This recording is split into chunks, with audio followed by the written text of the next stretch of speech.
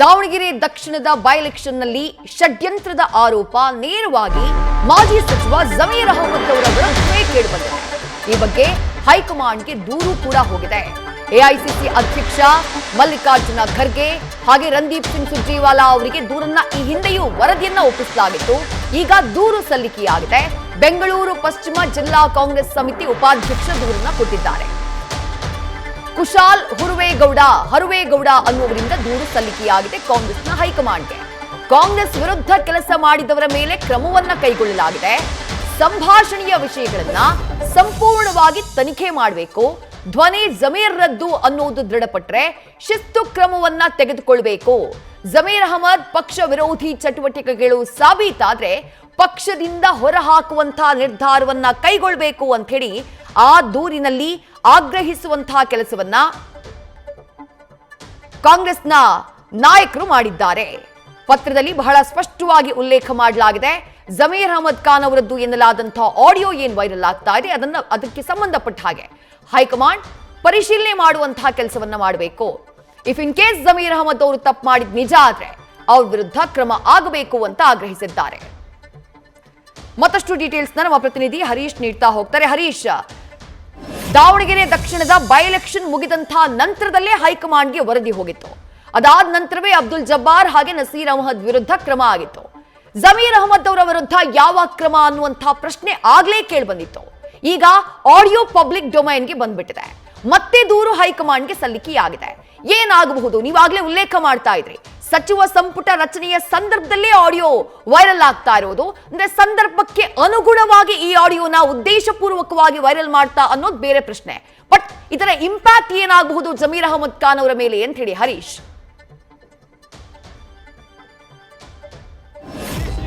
ಒಂದು ಇಲ್ಲಿ ಸ್ಪಷ್ಟ ಆಗ್ತಿದೆ, ಅಂದರೆ ಸಚಿವ ಸಂಪುಟ ರಚನೆ ಸಂದರ್ಭದಲ್ಲಿ ಕೂಡ ಆಡಿಯೋ ವೈರಲ್ ಆಗ್ತಿರುವಂಥದ್ದು. ಸೊ ಯಾರು ಇದನ್ನು ಬಿಡುಗಡೆ ಮಾಡಿದ್ದು, ಇದರ ಹಿಂದಿರುವ ತೆರೆಮರೆ ಹಿಂದಿರ್ತಕ್ಕಂಥ ಕೈಗಳು ಯಾವುವು ಅನ್ನುವಂಥ ಸಾಕಷ್ಟು ಕೂಡ ಚರ್ಚೆ ಆಗ್ತಿದೆ. ಆದರೆ ಎಲ್ಲ ಒಂದು ಕಡೆ ದಾವಣಗೆರೆ ದಕ್ಷಿಣ ಬೈ ಎಲೆಕ್ಷನ್ ಸಂದರ್ಭದಲ್ಲಿ ಜಮೀರ್ ಅಹಮದ್ ಅವರು ಪಕ್ಷ ವಿರೋಧಿ ಚಟುವಟಿಕೆ ನಡೆಸಿದ್ದಾರೆ, ಅವರ ವಿರುದ್ಧ ಕ್ರಮ ಆಗಬೇಕು ಅನ್ನುವಂಥ ನಿಟ್ಟಿನಲ್ಲಿ ಸಾಕಷ್ಟು ಒತ್ತಡಗಳು ಕೂಡ ಹೈಕಮಾಂಡ್ ಮೇಲೆ ಬಂದಿತ್ತು. ಸ್ವತಃ ಸಿದ್ದರಾಮಯ್ಯ ಅವರು ಕೂಡ ಈ ಒಂದು ವಿಚಾರಕ್ಕೆ ಅಪ್ಸೆಟ್ ಆಗಿದ್ರು ಅನ್ನುವಂಥದ್ದು ಕೂಡ ಗೊತ್ತಾಗ್ತಾ ಇದೆ. ಸೊ ಆದರೆ ಎಲ್ಲ ಒಂದು ಕಡೆ ಈಗ ಈ ಒಂದು ಆಡಿಯೋ ವೈರಲ್ ಆಗಿರುವಂಥ ಹಿನ್ನೆಲೆಯಲ್ಲಿ ಇವ್ರ ವಿರುದ್ಧ ಕ್ರಮ ಕೈಗೊಳ್ಳಬೇಕು ಅನ್ನುವಂಥ ಆಗ್ರಹ ಒತ್ತಡಗಳು ಕೂಡ ಈಗ ಹೆಚ್ಚಾಗ್ತಾ ಇದೆ. ಅದರಲ್ಲೂ ಕೂಡ ಬೆಂಗಳೂರು ಪಶ್ಚಿಮ ಕಾಂಗ್ರೆಸ್ನ ಉಪಾಧ್ಯಕ್ಷರ ಆಗಿರುವಂತಹ ಕುಶಾಲ್ ಅವರು ಕೂಡ ಎಐಸಿಸಿ ಅಧ್ಯಕ್ಷ ಮಲ್ಲಿಕಾರ್ಜುನ ಖರ್ಗೆ, ಉಸ್ತುವಾರಿ ರಣದೀಪ್ ಸಿಂಗ್ ಸುರ್ಜೇವಾಲಾ ಅವರಿಗೆ ಪತ್ರವನ್ನು ಬರೆದಿದ್ದಾರೆ. ಇದು ನಿಜಕ್ಕೂ ಕೂಡ ಜಮೀರ್ ಅವರದ್ದೇ ಆಡಿಯೋ ಆಗಿದ್ದೇ ಆದಲ್ಲಿ, ದೃಢಪಟ್ಟಿದ್ದೇ ಆದಲ್ಲಿ ಅವರ ವಿರುದ್ಧ ಶಿಸ್ತು ಕ್ರಮವನ್ನು ಕೈಗೊಳ್ಳಬೇಕು, ಇದು ಮತ್ತೆ ತನಿಖೆ ನಡೆಸಬೇಕು ಅನ್ನುವಂಥ ನಿಟ್ಟಿನಲ್ಲಿ ಕೂಡ ಆಗ್ರಹವನ್ನು ಮಾಡಿದ್ದಾರೆ. ಸೊ ಹಾಗಾಗಿ ಅವರ ವಿರುದ್ಧ ಪಕ್ಷ ವಿರುದ್ಧ ಚಟುವಟಿಕೆ ನಡೆಸಿರುವಂಥ ಕಾರಣಕ್ಕಾಗಿ ಕ್ರಮವನ್ನು ಕೈಗೊಳ್ಳಬೇಕಾಗುತ್ತೆ, ಪಕ್ಷದಿಂದ ಕಿತ್ತಾಕಬೇಕು ಅನ್ನುವಂಥ ನಿಟ್ಟಿನಲ್ಲಿ ಕೂಡ ಆಗ್ರಹವನ್ನು ಮಾಡ್ತಾ ಇದ್ದಾರೆ. ಆದರೆ ಇವೆಲ್ಲ ಬೆಳವಣಿಗೆ ನೋಡಿದ್ರೆ ಈಗ ತರಾತುರಿಯಲ್ಲಿ ಈ ಆಡಿಯೋ ವೈರಲ್ ಆಗ್ತಿರುವಂಥದ್ದು ಸಾಕಷ್ಟು ಕುತೂಹಲಕ್ಕೆ ಹತ್ತೋಲು ಪ್ರಶ್ನೆಗಳನ್ನು ಕೂಡ ಹುಟ್ಟು ಹಾಕಿದೆ. ಸಚಿವ ಸಂಪುಟ ರಚನೆ ಹಾಗೆ ಸಂಪರ್ಕದಲ್ಲಿ ಹರೀಶ್ ನಮ್ಮ ಜೊತೆ ಕುಶಾಲ್ ಹರುವೇಗೌಡ ಅವರು ದೂರವಾಣಿ ಸಂಪರ್ಕದಲ್ಲಿ. ಸರ್ ನಮಸ್ಕಾರ.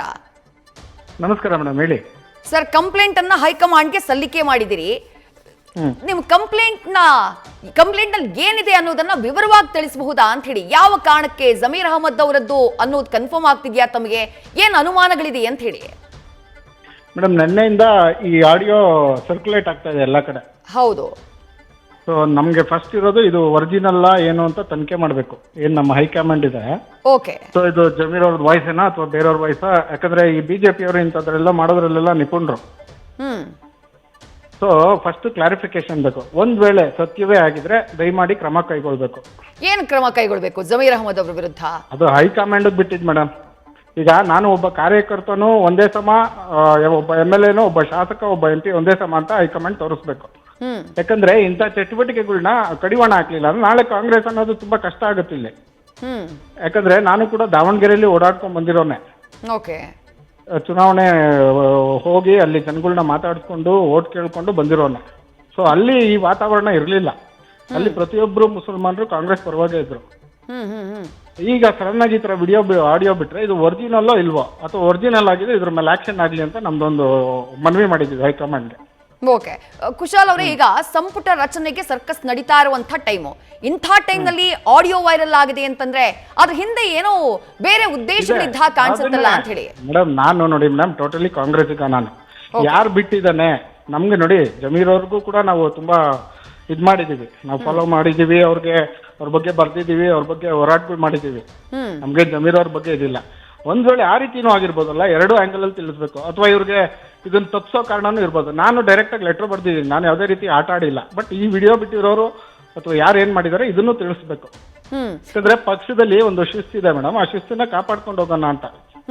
ಕುಶಾಲ್ ಅವರ ನೀವು ಹೇಳಿದ್ರೆ ದಾವಣಗೆರೆನಲ್ಲಿ ಓಡಾಡ್ಕೊಂಡು ಬಂದಿದ್ದೀನಿ ಅಂತ ಹೇಳಿ, ದಾವಣಗೆರೆನಲ್ಲಿ ಹಾಗಾದ್ರೆ ಆ ಮತಗ ರಿಸಲ್ಟ್ ಬಂದಂತಹ ಟೈಮ್ನಲ್ಲಿ ಒಬ್ಬ ಪಕ್ಷೇತರ ಅಭ್ಯರ್ಥಿ, ಒಬ್ಬ SDPI ಅಭ್ಯರ್ಥಿ 18,000 ಓಟ್ಗಳನ್ನ ತೆಗೆದುಕೊಳ್ತಾರೆ ಅಂತಂದ್ರೆ ಪಕ್ಷ ವಿರೋಧಿ ಚಟುವಟಿಕೆ ಅಲ್ಲಿ ಆಗಿದೆ ಅನ್ನೋದಕ್ಕೆ ಪೂರಕವಾಗಿ ರಿಸಲ್ಟ್ ಬಂದ ಹಾಗಾಯ್ತಲ್ಲ ಅಂತ ಹೇಳಿ ಕುಶಾಲ್. ಮೇಡಮ್ SDP ಅಂದ್ರೆ ನೀವ್ ಯಾಕೆ ಬರೀ ಮುಸಲ್ಮಾನರೇ ಹಾಕಿರ್ತೀರ? ಬೇರೆಯವರು ಹಾಕಿರ್ಬೋದು, ಬಿಜೆಪಿ ಅವ್ರು ಹಾಕ್ತಾರೆ, ಅವ್ರಿಗೆ ಒಟ್ಟು ಕಾಂಗ್ರೆಸ್ ಹೋಲಿಸ್ಬೇಕು. ನೀವ್ಯಾಕೆ ಬರೀ ಮುಸಲ್ಮಾನರನ್ನೇ ಹಾಕ್ತಾರೆ ಅಂತ ಹೇಳ್ತೀರಿ? ಸೊ ಇವತ್ತು SDP ಅಂದಕ್ಕೆ ಮುಸಲ್ಮಾನರೇ ಹಾಕಲ್ಲ, ಅಥವಾ ಬಿಜೆಪಿ ಅಂದಕ್ಕೆ ಬರೀ ಹಿಂದೂಗಳೇ ಹಾಕಲ್ಲ, ಕಾಂಗ್ರೆಸ್ ಅಂದಕ್ಕೆ ಬರೀ ಮುಸಲ್ಮಾನರೇ ಹಾಕಲ್ಲ. ಸೊ ವೋಟ್ ಹಾಕೋದು ನನ್ನ ವೈಯಕ್ತಿಕ.